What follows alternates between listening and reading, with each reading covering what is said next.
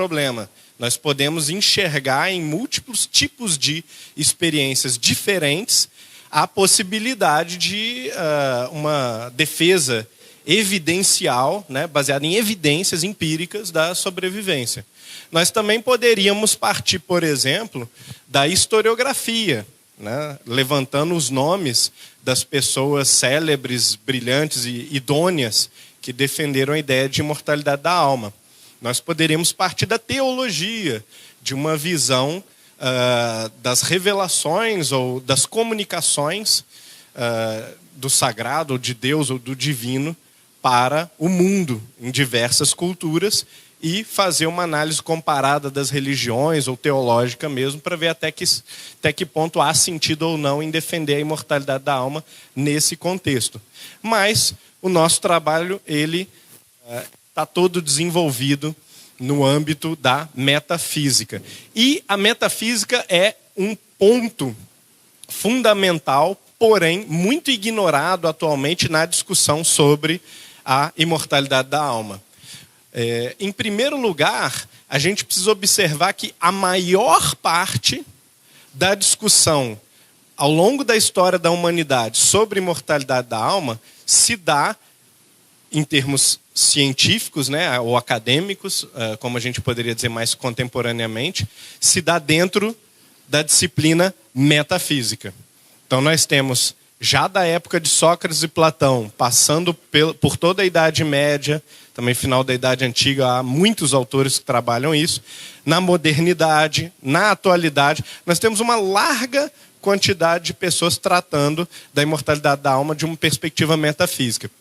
E as abordagens mais evidencialistas, elas foram ou exceção ou muito minoritárias até mais ou menos 1850, que a gente sabe que aconteceu algo diferente na história da humanidade, da pesquisa empírica dos fenômenos espirituais, da mediunidade, da própria evidência específica em favor da imortalidade da alma. Então, até esse momento muito peculiar da história, quando surgiram evidências muito especiais e muito fortes, a metafísica foi o carro-chefe da argumentação em favor da imortalidade da alma.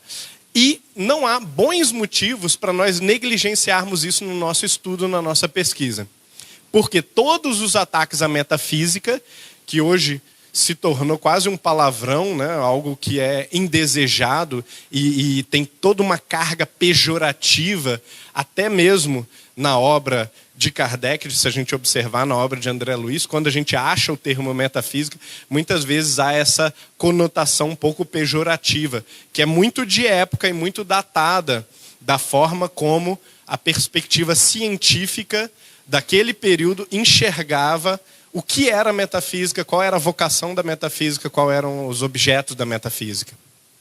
Então, metafísica precisa, em primeiro lugar, ser resgatada no seu legítimo e correto significado. Metafísica não é, por exemplo, o estudo de coisas que não têm ligação com a realidade. Ela não é o estudo de crenças ou de ideias mirabolantes ou fantasiosas, que se aproxima mais da literatura do que da ciência. Não, a metafísica é uma ciência. É uma ciência rigorosíssima, das mais rigorosas que a gente conhece, e que busca, pelo menos busca, a aproximação dos métodos exatos de averiguação lógica, de consistência, coerência dos argumentos. Então, é possível dizer, por exemplo, ao contrário do que se pensa comumente, que em metafísica, em muitos momentos, em muitos estágios da evolução histórica da metafísica, há provas, ou demonstrações, ou comprovações que, a partir de então, serão seguidas praticamente unanimemente ao longo da história. Uma outra coisa, talvez soe impactante, mas é justo e é perfeitamente demonstrável isso, é que os grandes fundamentos da discussão filosófica no Ocidente, mas também no Oriente, mas particularmente do Ocidente, são as ideias de Deus e a ideia de imortalidade da alma. Então, essas duas ideias, elas sustentam a coerência do mundo, a possibilidade de que haja uma correspondência entre os meus atos e os meus padrões de julgamento moral e a estrutura da realidade, a possibilidade de que haja ciência, porque eu preciso, ao olhar para o mundo, acreditar ou ter a convicção de que há uma correspondência entre a minha forma de ver e a forma como as coisas são, para a gente não cair num relativismo total, num ceticismo total, e abandonar o projeto científico. A arte, o campo que estuda a beleza artística, a estética, a ética, a filosofia da religião, a filosofia política, todas essas diferentes disciplinas que hoje, num modelo de filosofia acadêmica mais fragmentado, são vistas como o centro das atenções, todos esses aspectos ou essas variantes são totalmente fundamentadas ao longo da tradição filosófica nas ideias, de um lado, de Deus e, de outro lado, da imortalidade da alma. Com raríssimas exceções. Raríssimas exceções. E, geralmente, como a gente observa em filosofias de tipo nihilista, ou filosofias que têm uma base materialista só e que não chegam às consequências existenciais do materialismo, que é o nihilismo, nós vamos observar que há uma abdicação dessas questões. Então, filósofos nihilistas, por exemplo, não vão tratar de ética. Muitas vezes não vão tratar de política. Vão tratar de estética como algo sobre o qual você pode falar, mas não pode julgar. Então, há uma perda significativa de qualidade do trato filosófico quando nós abandonamos esses cânones que foram estabelecidos por Sócrates e Platão, que são Deus e a imortalidade da alma. Muito bem, vou pegar o controlezinho aqui.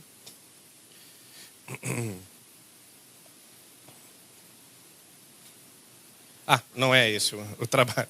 Perdão. Bom, qual é a questão, então, do materialismo?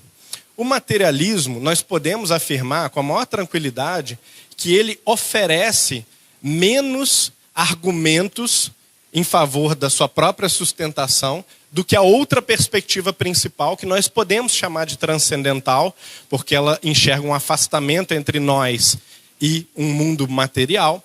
Nós podemos chamar de idealista, e nós podemos também, foi muito chamado historicamente, de espiritualista. Então, essa macroperspectiva, em língua inglesa, a gente também costuma associar essa perspectiva ao dualismo. É o nome que mais comumente aparece em língua inglesa do século XX para o XXI. Essas duas perspectivas, a mais materialista e a transcendental, idealista ou espiritualista, elas aparecem ao longo de toda a história da filosofia.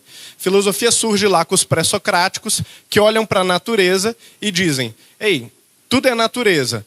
A natureza explica todas as coisas e nós podemos pensar um elemento da natureza, seja a água, o fogo ou a matemática, e a partir desse elemento da natureza nós explicamos todo o resto da realidade.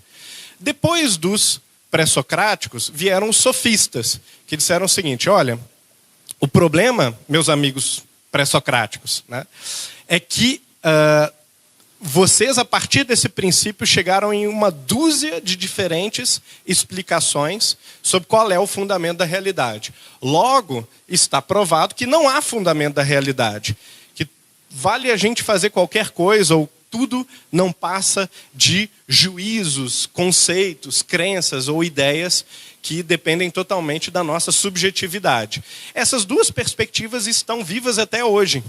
A perspectiva de que tudo se resume ou reduz a um elemento material, um elemento das leis da realidade que pode ser facilmente usado para equacionar todos os problemas, seria o reducionismo. No caso, o materialismo é bem parecido com essa perspectiva.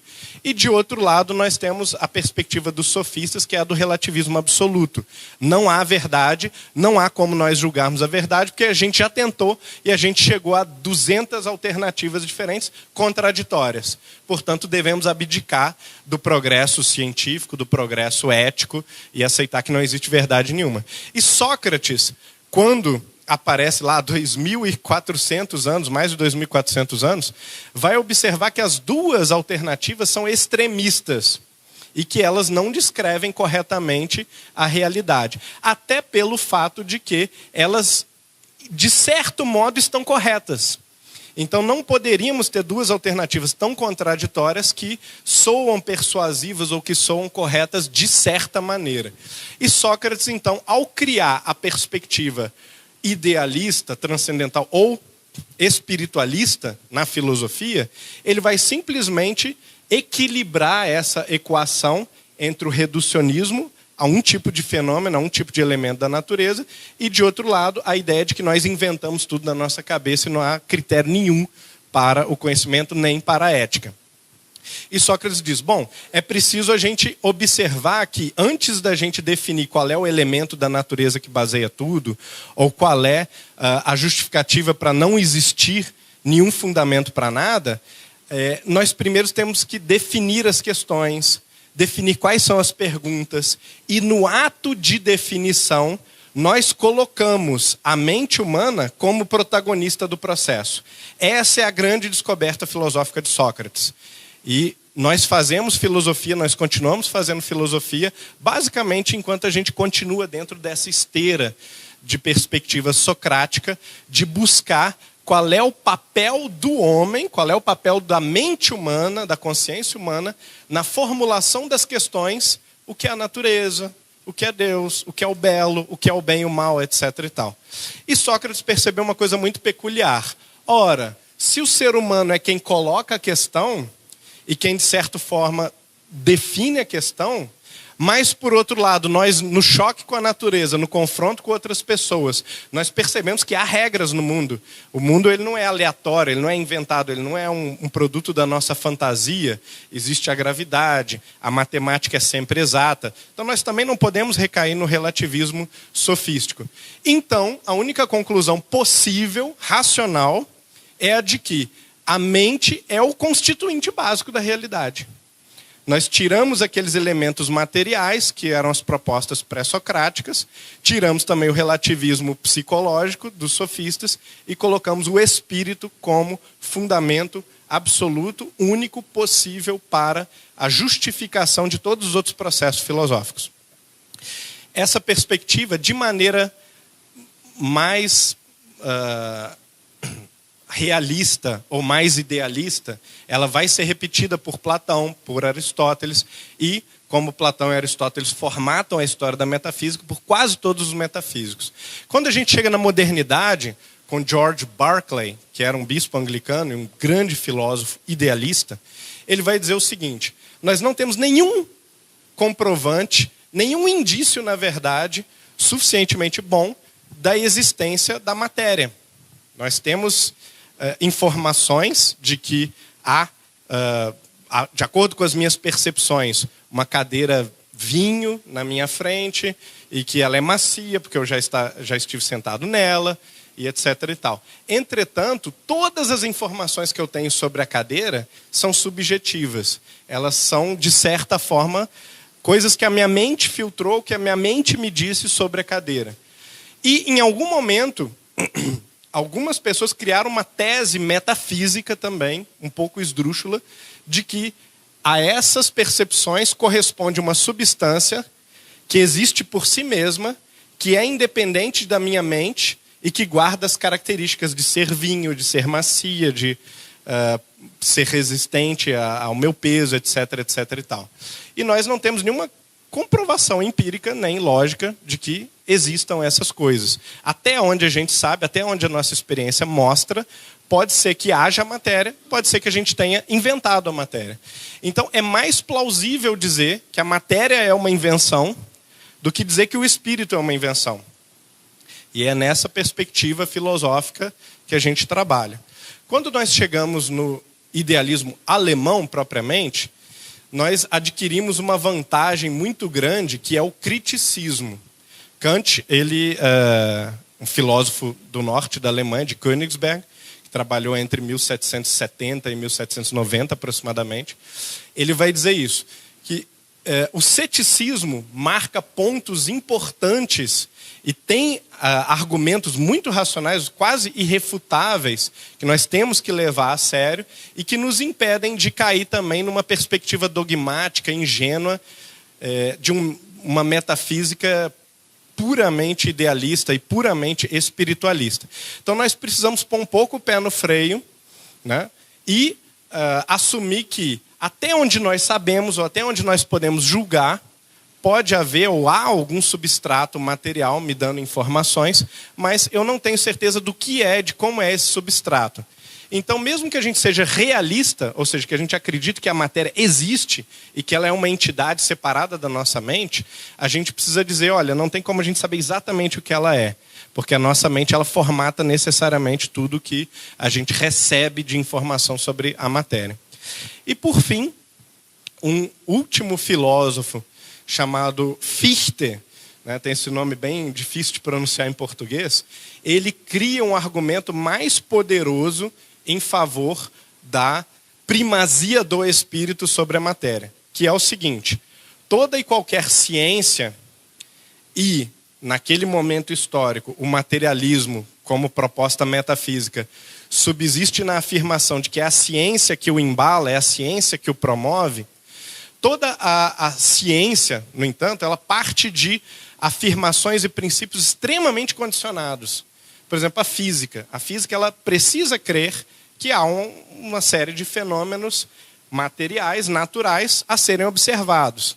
A psicologia ela precisa crer dogmaticamente que há mentes, que há pessoas com comportamentos, com sentimentos, com ideias e que elas podem ser analisadas empiricamente. E assim por diante. A biologia precisa pressupor que há seres vivos, que os seres vivos se comportam de tal ou tal maneira. E também a ciência, nos seus princípios fundamentais, toda e qualquer ciência específica precisa se fechar sobre uma definição que exclua as outras ciências, porque senão a gente não conseguiria estudar todo o escopo dos fenômenos naturais. E aí Fichte diz o seguinte: dessa forma, como Comte via, por exemplo, no positivismo, na ciência, como rol de estudos que partem de princípios pressupostos e dogmáticos, nós não temos como justificar a própria atividade científica. Então, a ideia do cientificismo, ela colapsa em si mesma, porque ela exige e demanda um fundamento absoluto, racional e de maneira transcendental, né, de um caráter transcendental, para que a gente crie ciências específicas. Ora, esse fundamento só pode ser o intelecto humano. É o intelecto humano que escolhe quais temas estudar, fecha o leque sobre quais temas não fazem parte desse escopo e define os métodos e as regras segundo os quais devem ser estudados os problemas. Então, a demonstração ela é toda muito longa, muito difícil, mas ela inclui, por exemplo, um desdobramento dedutivo de toda a lógica na qual se baseia a matemática e também uma parte significativa da racionalidade científica a partir de um conflito da consciência consigo mesma. Ele vai dizer o seguinte, que quando a gente cria os conceitos lógicos mínimos que permitem a gente fazer matemática e também dizer o que é o que não é um fenômeno da minha área, por exemplo, a gente usa os conceitos de identidade e contradição. Desde Aristóteles a gente sabe que esses conceitos são totalmente inevitáveis. E o Fichte ele consegue desdobrar de um processo psíquico, de um processo do espírito humano, o conceito de identidade e contradição, como quando a gente se identifica, né? Eu sou Humberto, mas ao me nomear como Humberto, eu olho para mim também, de certa forma, como um objeto. Eu me defino, me fecho, me cristalizo numa definição. Ao me olhar no espelho, eu digo, esse sou eu. Todos nós temos essa experiência. Entretanto, você sabe que você, na verdade, são dois eus. Um eu que está olhando, um eu que está diante do espelho ali refletido. E quando você aponta para o espelho e diz, ei, esse sou eu, você está dizendo duas coisas. Esse é você e esse não é você, ao mesmo tempo. Essa estrutura da consciência, ela será logo depois quase que automaticamente desdobrada nos princípios fundamentais da lógica, que nos permitem discernir entre qual é a diferença entre 1 e 3, quanto é 1 mais 1, quanto não é 1 mais 1, né? Nós sabemos que não é 7, e assim por diante. Nós vamos aplicar esses princípios a tudo. Então, para encerrar, a imortalidade da alma, ela se beneficia infinitamente do nosso retorno respeitoso e qualificado à história da metafísica. Porque a história da metafísica demonstra para nós de maneira inequívoca que há argumentos mais fortes e que não foram ainda refutados, esses argumentos nunca foram refutados, nunca foram suficientemente nem confrontados por argumentos de tipo materialistas. Que, como a gente também viu na apresentação passada, muitas vezes se resumem a explicações externas daquilo que está sendo analisado. Ao invés da gente atacar o problema, a gente usa, isso é uma construção social, isso é um devaneio, isso é psicológico, isso é A, B e C. Então, o grande problema da perspectiva materialista não é que ela não seja válida. Ela é válida. Mas ela ataca problemas como o problema da imortalidade da alma, como o problema da existência de uma mente, de uma consciência, a partir de uma perspectiva totalmente externa. E ao fazer isso, ela deixa de discutir o cerne da questão para discutir uma outra questão ad hoc. E isso é uma espécie de falseação do escopo da prova daquilo que a gente está discutindo. Bom, para a gente encerrar, seria isso, um convite a gente reestudar a metafísica, levar a sério a metafísica e observar que ela pode ser um aliado poderoso para a defesa de temas que hoje, ou há 150 anos, a gente entende como sendo prioritariamente empíricos, ou que devem ser mostrados só de maneira evidencialista. Mas isso também é uma alegação de um grupo ideológico, ou de uma perspectiva metafísica materialista.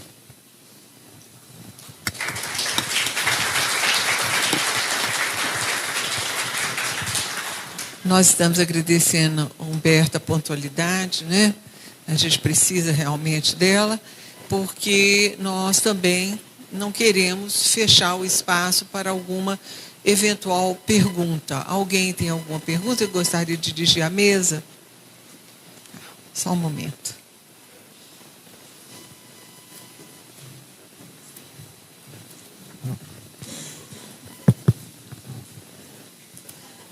Por favor, você. Oi, Humberto e Eliana. Parabéns por você conseguir falar sobre a história da filosofia em tão pouco tempo. Mas a minha pergunta é a seguinte: como você relacionaria a metafísica e a ciência para explicar a sobrevivência da alma? Dá para relacionar as duas? Dá, e um pouco do que eu acabei não apresentando é justamente isso, que, em primeiro lugar, não há ciência não metafísica. Nunca existiu e nunca vai existir uma ciência não metafísica. Quando nós acreditamos, durante um curto espaço de tempo de 100 anos, de 1830 mais ou menos a 1930, que nós podíamos fazer um tipo de ciência não metafísica, nós simplesmente usamos certos dogmas que já estavam bem estabelecidos, né, na cultura científica da época, que eram princípios metafísicos, evidentemente, né, como, por exemplo, a matéria existe tempo e espaço, a nossa inteligência ela pode entender a realidade, ela corresponde à realidade quando a gente faz descrições matemáticas, por exemplo, da realidade. Então, todos esses princípios metafísicos, eles são assumidos, dogmaticamente assumidos, como coisas autoevidentes e que não precisavam ser justificadas através de um discurso filosófico. E quando a gente faz isso, a gente pode criar temporariamente essa impressão de que, bom, a filosofia deu lugar à ciência, a metafísica acaba aqui, e nós temos, na história da filosofia, nós temos nomes como pós-metafísico, antimetafísico, né? E quando nós vamos analisar, né, quais são os argumentos pós-metafísicos ou antimetafísicos, nós achamos a grande quantidade de argumentos metafísicos dentro das propostas pós- ou antimetafísicas. Isso só foi percebido em 1940, 1950, quando então a cultura filosófica começou a resgatar novamente o significado de metafísica, que é qual?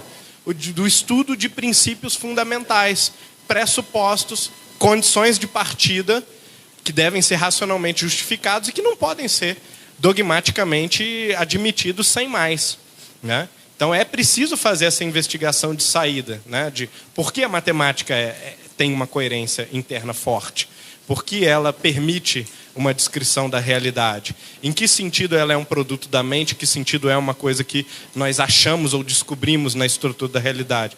Essas questões, no momento que nós abandonamos elas, nós abandonamos não apenas a metafísica, mas nós abandonamos também o fundamento de coerência das próprias ciências. Então a ponte existe, ela sempre existiu e ela é inevitável. Nós não achamos ainda um outro jeito de fundamentar nenhum discurso a não ser a forma metafísica, que é a partir dos seus princípios elementares. Nós temos espaço apenas para mais uma pergunta. Humberto, bom dia, meu nome é Elton, quero parabenizá-lo pela apresentação. Leon Denis afirma que algo tem uma existência verdadeira quando esse objeto, quando essa coisa existe para sempre, certo? Então, cadeiras não teriam uma existência própria porque elas passarão. Planetas também, galáxias também. Então, gostaria que você comentasse essa frase, porque você tocou nesse assunto, e classificasse esse pensamento dentro de alguma vertente filosófica, se isso for possível.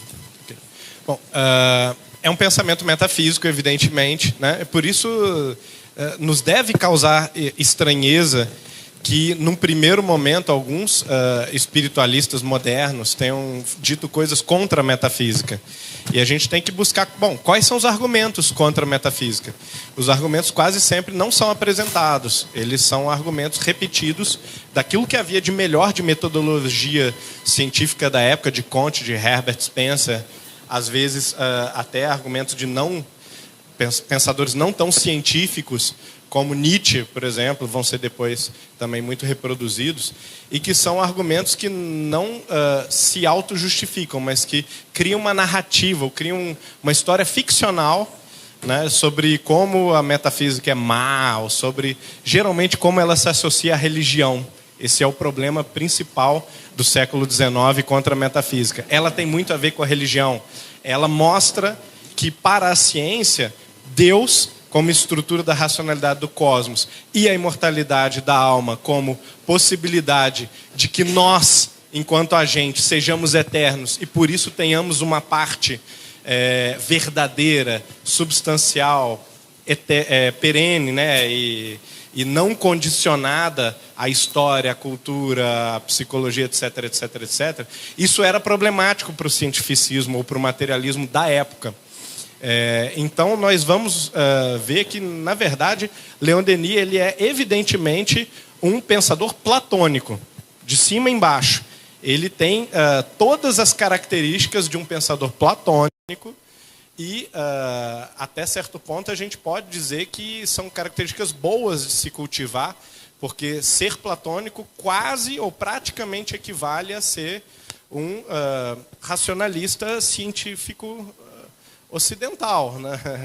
A nossa definição de pensamento científico é a definição platônica, de que nós sempre buscamos as leis, os padrões, os princípios eternos, e a partir deles nós julgamos ou nós entendemos como se montam aqueles fenômenos que são efêmeros, que são transitórios, né? Ok? Antes de nós dispensarmos aqui o Humberto, o Jader quer fazer um comentário. Na verdade, Humberto, é uma propaganda, tá? Você deve conhecer o professor Rubens, da Federal de Uberlândia. Tá? O professor Rubens tem um trabalho sobre o platonismo na obra de Leon Denis. Está num dos nossos livros da LIP, aquele mais grossinho, que eu já esqueci o nome do título. Tá? Mas se vocês me procurarem, conseguirem me carregar até a livraria, eu mostro qual é, tá? Para quem tem interesse. Hã? Ele está melhor que eu. É o maior estudante da LIP.